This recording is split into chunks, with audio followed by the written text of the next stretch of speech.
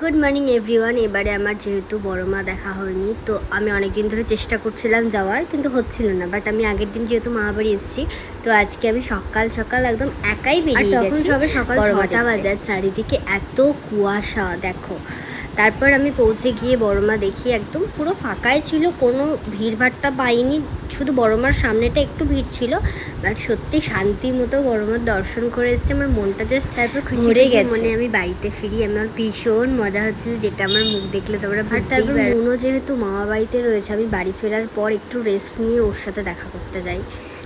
দেখো কতটা এক্সাইটেড ছিল আমাকে পেয়ে, মানে আমার গলা শুনেছে প্রথমে, এবার সেই থেকে কান্নাকাটি করছে বলে আমি এবার গেলাম তাড়াতাড়ি ওর সাথে একটু দেখা করতে।